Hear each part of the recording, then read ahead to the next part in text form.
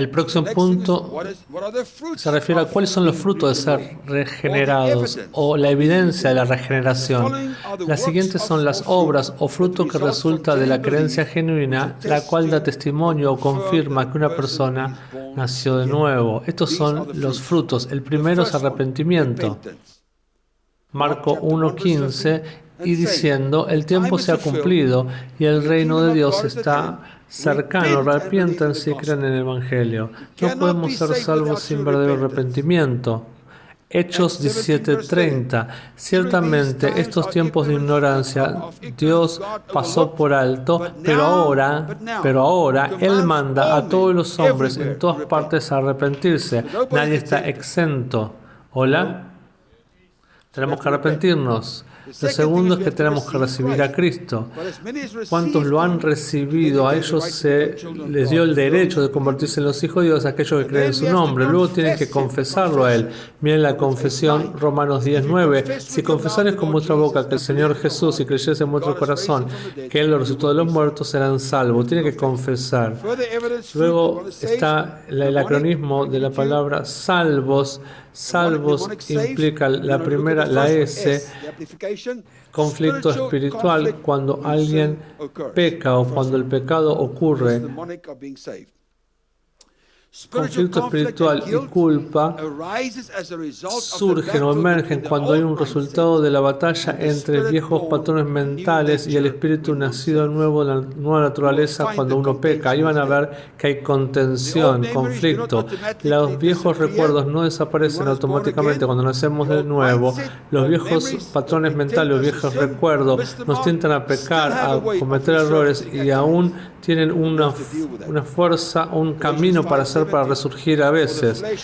Gálatas 5:17, porque la carne tiene lujuria en contra del espíritu y el espíritu contra la carne. Ellos son contrarios uno a otro para que no hagan las cosas que desean. Esto lo dice Pablo. Romanos 7:23.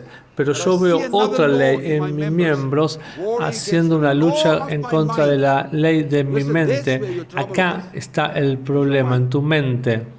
Las batallas siempre son en la mente y llevando a cautividad la ley del pecado, lo cual está en mis miembros. Si tu mente no puede ser persuadida, tus miembros nunca van a pecar.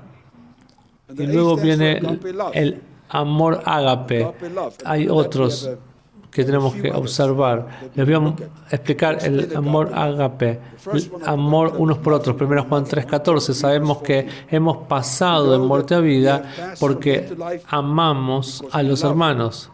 Aquel que no ama a su hermano permanece en amor. Si no tiene amor por su hermano, hay muerte en ti. 1 Juan 4:7-8. Amados, ámense unos a otros porque el amor es de Dios y todos los que aman han nacido de Dios y conocen a Dios. Aquel que no ama no conoce a Dios porque Dios es amor. Entonces, el amor fraternal es una prueba del amor de Dios o el amor por Dios. El amor que tuvo Dios por nosotros lo tenemos por otros. 1 Juan 4:20-21. Si alguien dice yo amo a Dios y odia a su hermano, es un mentiroso, porque aquel que no ama a su hermano, a quien ha visto, ¿cómo podrá amar a Dios a quien no ha visto? Y este mandamiento tenemos de parte de Él, que aquel que ama a Dios debe amar a su hermano también. Entonces el primero es amor por los hermanos. Luego el segundo, amor por las cosas de Dios. Tienen que amar las cosas de Dios. Colosenses 3, del 1 al 3. Si han resucitado con Cristo, buscad las cosas que están arriba, donde Cristo está, sentado a la diestra de Dios. Pongan sus mentes en las cosas de arriba, no en las cosas de la tierra. Porque ustedes han muerto y vuestra vida está escondida con Cristo en Dios. Escuchen, todo lo que sobre Dios se vuelve su vida, todo. Tienen un amor tan grande por Dios, su pueblo, su obra. El amor ágape es amor plantado en los corazones de los creyentes por Dios. Jesús oró por esto en el libro de Juan, en Juan 17:26. Yo les declaro a ellos tu nombre y lo declararé para que el amor con el cual tú me amaste pueda también estar en ellos y yo en ellos. Gracias, Jesús. Luego lo próximo es amor por su palabra. 1 Pedro 2:2. Como bebés recién nacidos desean la leche de la palabra para poder crecer. No puedes crecer sin la palabra. Lo cuarto es amar a Dios. Tiene que haber un amor por Dios, Romanos 5:5. Y la esperanza no los desilusiona porque el amor de Dios ha sido derramado en vuestros corazones por el Espíritu Santo que nos ha sido a nosotros, gracias a Jesús. Luego, la victoria sobre la carne. Es una característica del amor, dar victoria sobre la carne, el mundo y Satanás. Lo primero es vencer a Satanás. 1 Juan 4:4. Ustedes son de Dios. Estos son los beneficios. Estos son los beneficios. Ustedes son de Dios, pequeñitos hijos, y los habéis vencido, porque aquel que está en ustedes es mayor que el que está en el mundo. Está hablando del diablo. Ahí está. Usted ya lo ha vencido. No vas a vencerlo. Es algo que se tiene que manifestar, porque ya lo has vencido. Él lo ha hecho por ti. Lucas 10:19. He aquí, yo les doy la autoridad para pararse encima de serpientes y escorpiones y sobre todo por el enemigo, y nada por ningún medio los va a lastimar. ¿Cuántos lo creen? ¿Cuántos lo creen? Nada los va a dañar. No importa lo que suceda en el mundo, no importa lo que esté ocurriendo. Si no puedes dormir en la tormenta, no puedes hablarle a la tormenta. Luego tenemos que vencer al mundo. Tenemos que vencer al mundo. 1 Juan 5, del 4 al 5. Porque cualquiera que ha nacido de Dios vence al mundo. Es un hecho. Y esta es la victoria que ha vencido al mundo. Nuestra fe. Lo hacemos por fe. Aquel que vence al mundo, ¿quién es? Sino el que cree que Jesús es el Hijo de Dios. Y luego también vencer la carne. 1 Juan 5:18. Sabemos que cualquiera que nace de Dios no sigue pecando, no continúe pecando, no puedes continuar pecando. Aquel que ha nacido de Dios se mantiene, Dios lo mantiene seguro y el diablo no puede dañarlos. El diablo no puede dañarte. El nuevo nacimiento te libera del deseo y el acto de pecar habitualmente. Romanos 6:14, porque el pecado no tendrá dominio sobre ustedes, porque ustedes no están bajo la ley, sino bajo la gracia. La razón por la cual la gente todavía peca es por los viejos recuerdos, le permiten que tengan un lugar, que gobiernen sobre ellos. Pero no hay razón para eso, para hacerlo. No tiene un efecto en nuestras vidas, no tiene derecho. Nuestra vida no tiene más ya lugar porque usted no funciona en eso ya más, sino que ha encontrado la vida de Dios. Esta victoria de 3 dimensiones, vencer a Satanás, vencer al mundo y vencer a la carne, es una vida justa que manifiesta la naturaleza de Cristo en ustedes. Aleluya. También hay evidencia de vuestra creencia. 1 Juan 5:1. Quien sea que crea que Jesús es Cristo, el Hijo de Dios, y cualquiera que lo ame a Él, que lo engendró, también lo ama a Él que ha sido engendrado de Él. ¿Lo entienden? ¿Cuántos creen en Jesucristo ha nacido de Dios? Y cualquiera entonces que lo ama a Él, a Dios, también engendra amor. Los engendrados de Dios aman a Él, lo aman a Él que ha sido engendrado por Él. ¿Amas a tus hermanos? No puedes hacer otra cosa. Portas ese amor, tú eres engendrado, llevas el peso, llevas eso dentro tuyo. Esta es la evidencia de vuestra creencia. Y el tema es que también la otra evidencia es recibir a Jesús. Juan 1:12, porque cuantos lo han recibido, a ellos les dio el derecho de convertirse en los hijos de Dios, aquellos que creen en su nombre. También encontramos el arrepentimiento, Marcos 1:15. El tiempo se ha cumplido y el reino de Dios está cercano. Arrepiéntanse y crean en el Evangelio. Entonces vas a vivir una vida de arrepentimiento. También tenemos confesión, 1 Juan 4:15. Cualquiera que confesare que Jesús es el Hijo de Dios, permanece en Él y Él en Dios. Otro que te va a suceder es que vas a hacer su voluntad. Vas a hacer su voluntad. Si has nacido de nuevo, vas a hacer su voluntad. 1 Juan 3:24. Ahora aquel que guarda sus mandamientos permanece en Él y Él en Él. Y por esto sabemos que Él mora en nosotros por el Espíritu que Él nos ha dado. Ahora, hay muchas parábolas en la palabra que hacen sobresalir los requerimientos de nacer de nuevo. Entre otros, la primera es las vírgenes sabias y necias, Mateo 25:13, aquellos que nacen de nuevo. Luego, el trigo, los hijos del reino, y la cizaña, los hijos de perdición, hijos de Satanás. Dice la NBI en realidad. Vayan y lean Mateo 13, 24 al 30. También aquellos invitados a las bodas con las vestiduras de las bodas y aquellos sin las vestiduras, en Mateo 22. Luego, la referencia de Jesús a los peces que se podían comer, Mateo 13, 47 a 48. Tienen que entender que deben escudriñar las escrituras por ustedes mismos y estudiarlas.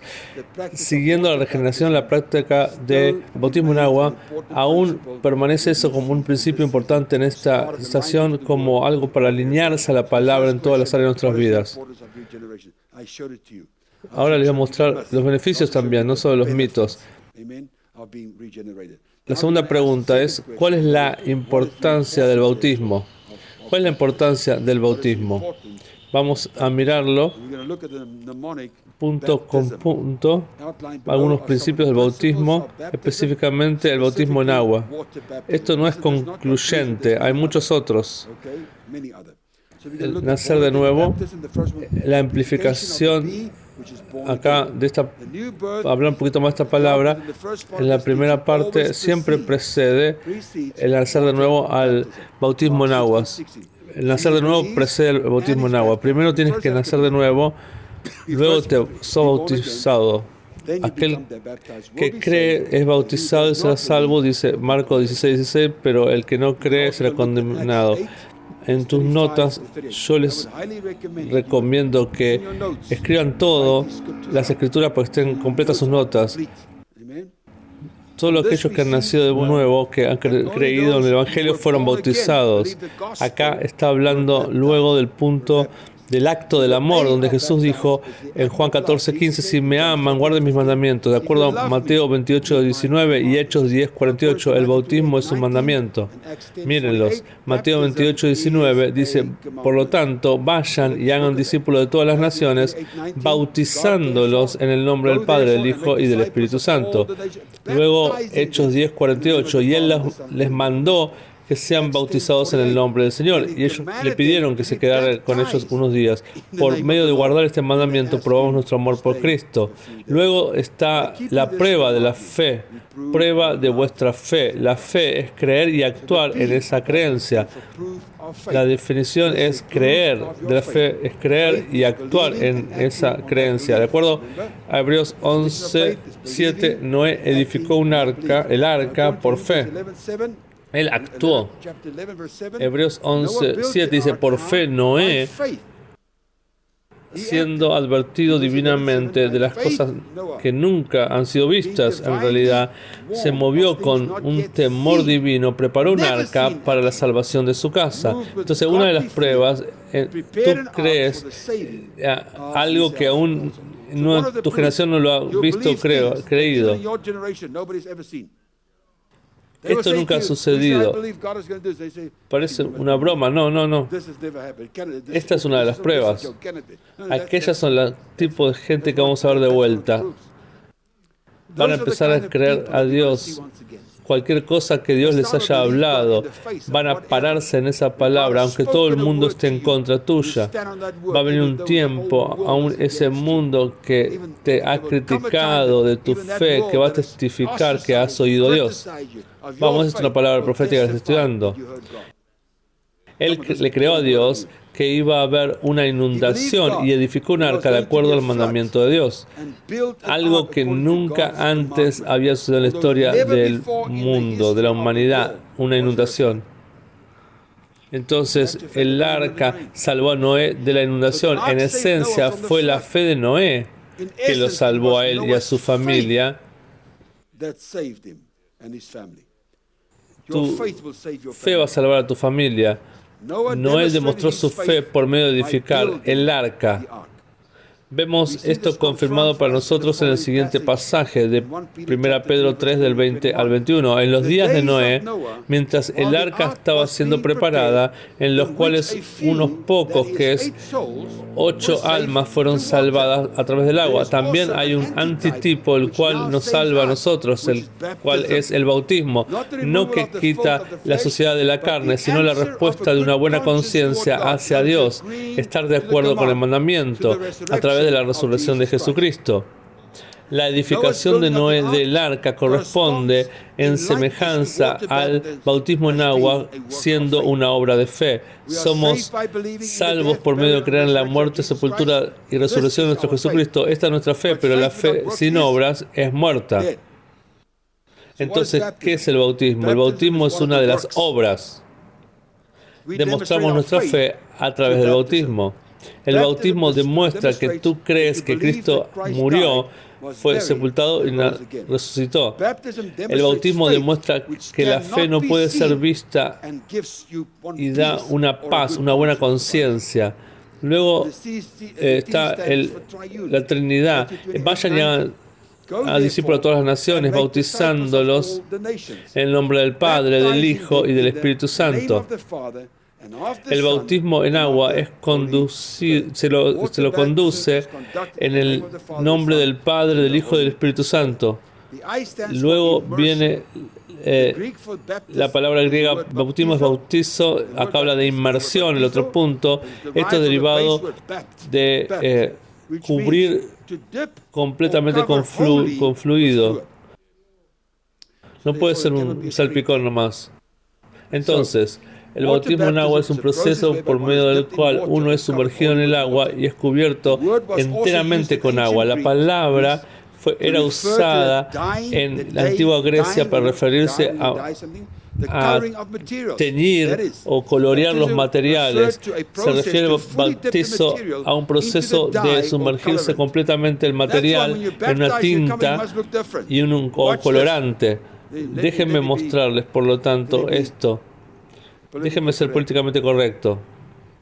Si usted nace de nuevo, no hay personas blanca, negra, persona de color, persona asiática, no, porque ha sido teñido y todos tenemos el mismo color. Tienes el color de Jesús. Vamos, llevamos el mismo color de amor. Él nos sumergió en su color divino. Gracias, Jesús.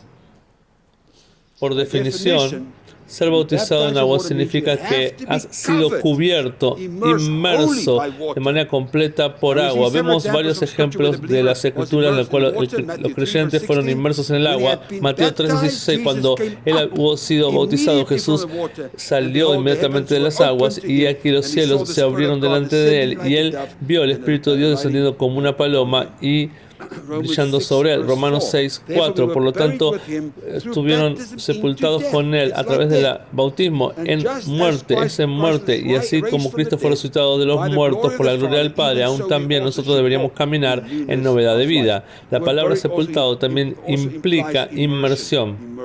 Entonces miremos el otro punto que habla de lo simbólico. El simbólico del nuevo nacimiento, que tú crees que Jesús es el Cristo. Que Jesús es el Cristo. Ese es el primer punto importante, el primer simbolismo. 1 Juan 5:1, el que crea en que Jesús es el Cristo, el nacido de Dios, y todos los que lo aman a Él, aman al que lo engendra a Él, lo ama y ha sido engendrado de Él. Una vez que usted cree, ha nacido de nuevo. El bautismo es la manifestación externa de un cambio interno que es nacer de nuevo. Romanos 6:4, por lo tanto fuimos sepultados con él a través del bautismo para muerte, y así como Cristo fue resucitado de los muertos por la gloria del Padre, aún así, de la misma manera, también deberíamos caminar en novedad de vida. Debajo del agua tiene que ver con muerte a uno mismo. Salir del agua, fuera del agua, novedad de vida en Cristo, nacer de nuevo. Entonces debe haber una muerte a uno mismo, debe haber el simbolismo de morir a uno mismo. Entrego mi vida, rindo mi vida. Tiene que haber bautismo, inmerso en mi vida y luego tomo de vuelta la novedad de vida cuando salgo de las aguas. Una confesión simbólica de nuestra identificación con la muerte, sepultura y resurrección de Jesucristo es el próximo símbolo. Romanos 6, 3, 4. ¿No saben ustedes que muchos de nosotros fueron bautizados en Cristo Jesús, fueron bautizados en su muerte? Por lo tanto, fuimos sepultados con Él a través del bautismo para muerte, y del mismo modo Cristo fue resucitado de la muerte por la gloria del Padre. También nosotros deberíamos caminar en novedad de vida. Acá está el símbolo. Lo mismo sucedió con nosotros. Fuimos identificados. Esto es el símbolo.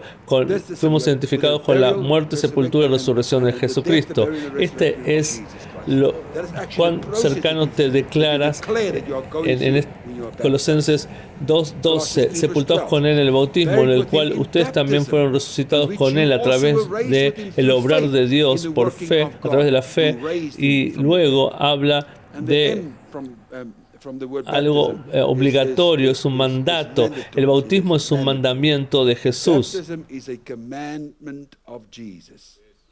Mateo 28, 19. Vayan, por lo tanto, y hagan discípulos de todas las naciones, bautizándolos en el nombre del Padre, del Hijo y del Espíritu Santo. Por lo tanto, Pedro le mandó a la casa de Cornelio que sean bautizados en agua después de que fueron bautizados en el Espíritu Santo. Hechos 10:48. Y él les mandó que sean bautizados en el nombre del Señor, y luego les pidieron a él que se quedara unos días más. El bautismo solo no lo va a salvar, pero es esencial para la obediencia completa. La salvación es por gracia a través de la fe. Observe las siguientes escrituras, lo confirman. Lucas 23, 42 al 43. Luego él le dijo a Jesús: Señor, recuérdame cuando vayas a tu reino, cuando entres en tu reino. Jesús le dijo: ciertamente yo te digo, hoy estarás conmigo en el paraíso. El ladrón en la cruz fue salvo sin bautismo. ¿Lo ven? Marcos 16, 16.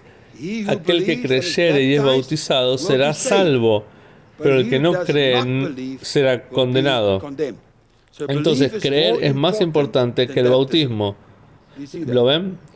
La Escritura dice que aquel que no cree será maldito.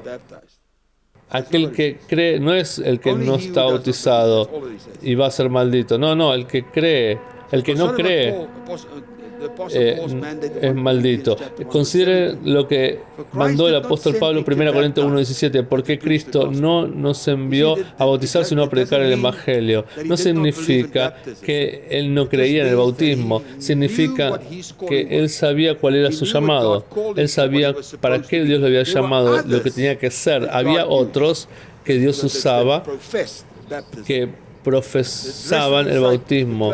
El resto de los discípulos, aquellos eran que hacían discípulos y bautizaban, pero Pablo sintió que Dios le dio un llamado diferente y tenía que ser verdadero con el llamado que Dios le había dado, y era predicar el Evangelio de Jesucristo. Si el bautismo era esencial para la salvación, si hubiera sido, seguramente Pablo hubiera tomado eso como algo importante para hacer. Entonces, hay otros tipos de bautismo, más allá del bautismo de agua. Hay otros tipos de bautismo mencionados en la Biblia. Por el propósito de estudiar, consideramos el bautismo en el cuerpo y el bautismo en el Espíritu Santo. Miremos estos dos, pero hay otros también. El primero es el bautismo en el cuerpo.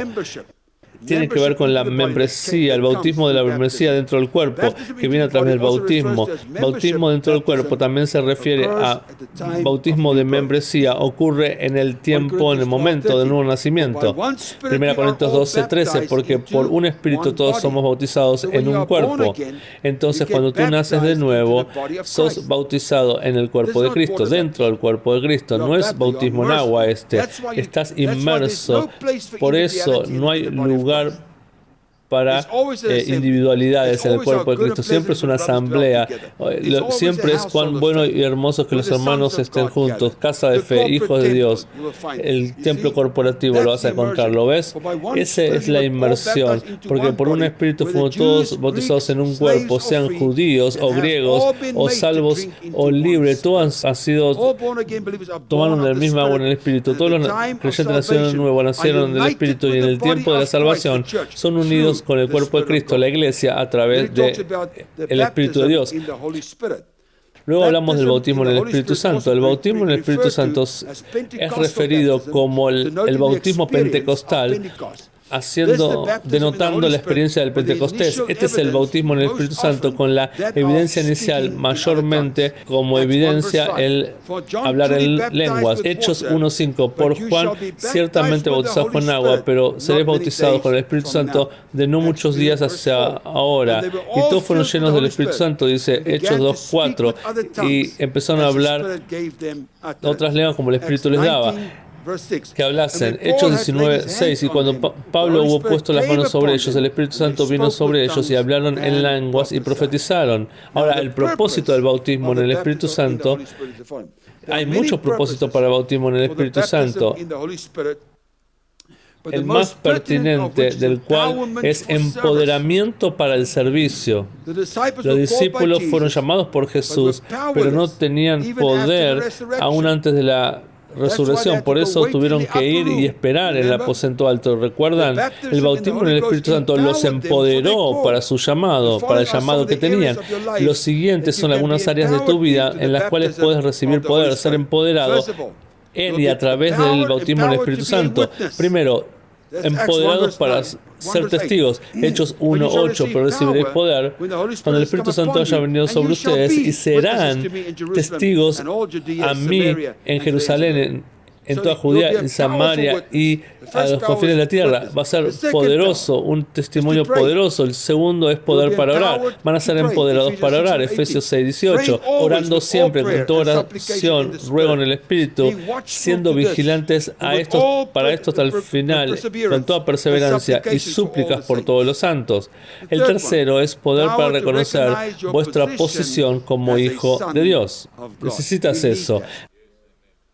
Gálatas 4:6-7. Y debido a que son hijos, Dios ha enviado al Espíritu de su Hijo dentro de nuestros corazones, clamando, Abba Padre.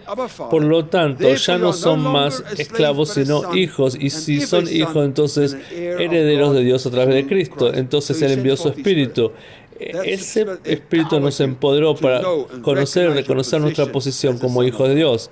El punto 4 es el poder para llevar más fruto. ¿Cuántos quieren producir más fruto? Gálatas 5:22-23. Pero el fruto del Espíritu es amor, gozo, paz, soportar, amabilidad, bondad, fidelidad o benignidad también, gentileza, autocontrol. Miren esto, es un fruto. No son muchos frutos. Es un fruto que tiene esta naturaleza, que tiene este resultado. ¿Lo ven? Luego, el poder para operar en los dones. El Espíritu Santo te va a dar poder para operar en los dones. El bautismo del Espíritu Santo es una puerta abierta para operar en los dones. 1 Corintios 12:17-11. Pero la manifestación del Espíritu es dado a cada uno para el provecho de todos, porque a uno es dado la palabra de sabiduría a través del Espíritu, a otro la palabra de conocimiento a través del mismo Espíritu, a otro fe por el mismo Espíritu, a otros dones de sanidad por el mismo Espíritu, a otros el obrar de milagros, a otro profecía, a otro discernimiento de Espíritu, a otro diferentes tipos de lenguas, a otro la interpretación de lenguas. Pero uno y el mismo Espíritu obra u opera en todas estas cosas, distribuyendo a cada uno de manera individual como Él desea. Entonces, los dones, para que operen en nuestra vida, necesitamos el Espíritu Santo. Tienes que ser bautizado en el Espíritu Santo. Luego, el punto 6 es necesitamos el Espíritu Santo para darnos poder para comprender la palabra. Juan 16:13. Sin embargo, cuando Él, el Espíritu de verdad, haya venido, Él los guiará. ¿Qué hará? Él los guiará.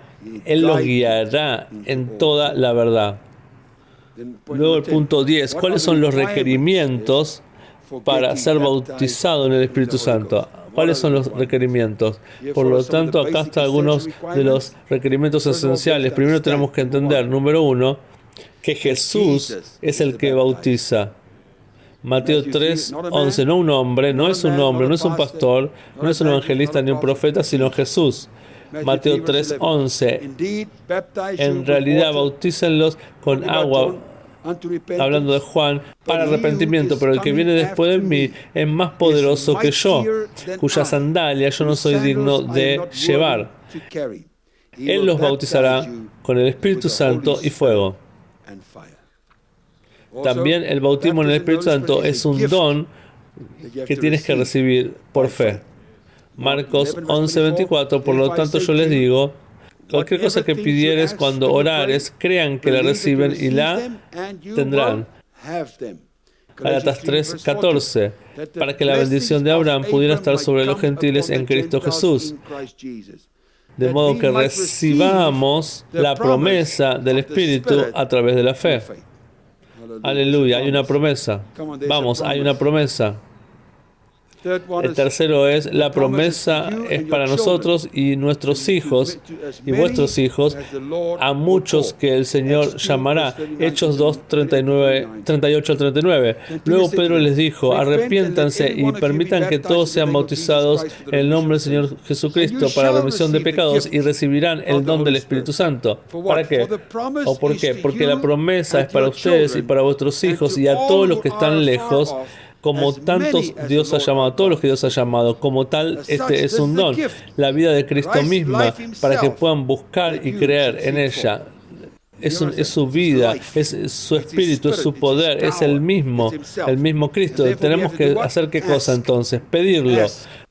Lucas 11, del 11 al 13, dice, si un hijo pide pan de cualquier padre entre ustedes, ¿les dará una piedra a ese padre? ¿O cuando pida un pez, les dará una serpiente en vez de un pescado? ¿O si pide un huevo, le ofrecerá un escorpión? Tienes que pedir entonces. Si ustedes siendo malos saben cómo dar buenos regalos, buenos dones a vuestros hijos, ¿cuánto más vuestro Padre Celestial le dará el Espíritu Santo a todos aquellos que se lo pidieren? Así que hay que pedir. El segundo es que tenemos que tener sed, el bautismo para personas sedientas. Juan 7, del 37 al 39. En los últimos días, el gran día de la fiesta, Jesús se paró y clamó diciendo, si alguno tiene sed, que venga a mí y beba. Aquel que creyere en mí, como dicen las Escrituras, de su corazón fluirán ríos de agua viva. Pero esto Él lo habló en relación al Espíritu. Ese Espíritu que será como ríos de agua viva dentro de usted. Aquellos que creyendo en Él recibirán, porque el Espíritu Santo no había sido dado aún, porque Jesús no había sido glorificado aún. Apocalipsis 21:6. Y Él me dijo, hecho está, yo soy el alfa y el omega, el principio y el fin. Yo les daré de la fuente del agua de vida libremente a aquel que tiene sed. Dios realmente está listo de darte agua que puedas manejar. Luego impide el temor. Dice, porque Dios no nos ha dado un espíritu de temor, sino de poder, de amor y de una mente sana. Si sos bautizado en el Espíritu Santo, no habrá ya más temor en tu corazón. Vamos, no haber temor en tu corazón. No vas a tener un Espíritu Santo que no sea santo, un espíritu que no sea santo, u otro espíritu. No, tú tienes el Espíritu Santo. No vas a tener cualquier otro espíritu, sino que tienes el Espíritu Santo. Tu Padre desea darte su Espíritu Santo. Lucas 11, del 11 al 13, si un hijo pide, se lo darás. Como padres terrenales y ustedes hacen maldades, le das a tu hijo cosas. En el versículo 13, ¿cuánto más vuestro Padre Celestial les dará el Espíritu Santo a aquellos que se lo pidan?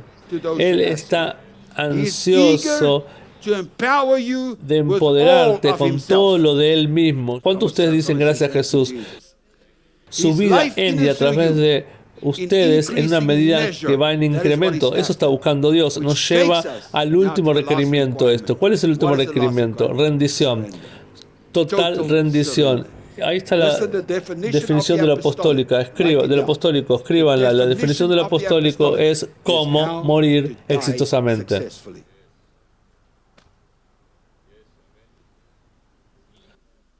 cómo morir exitosamente. En otras palabras, habla de rendición. Rendición. Romanos 12:1.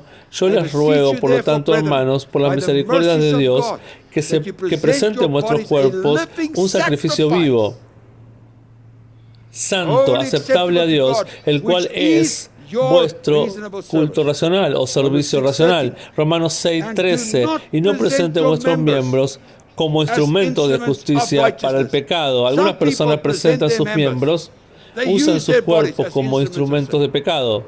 Pero dice acá, pero no lo presenten sus cuerpos así. En realidad es un mandamiento. Tus miembros como instrumentos de justicia, de injusticia, no lo presenten para el pecado, sino preséntense a Dios como vivos desde los muertos, como miembros como instrumentos de justicia a Dios. El Espíritu Santo te capacitará la vida de Cristo dentro y a través de ustedes. Le dará empoderamiento para vivir la vida santa, justa y una vida vencedora.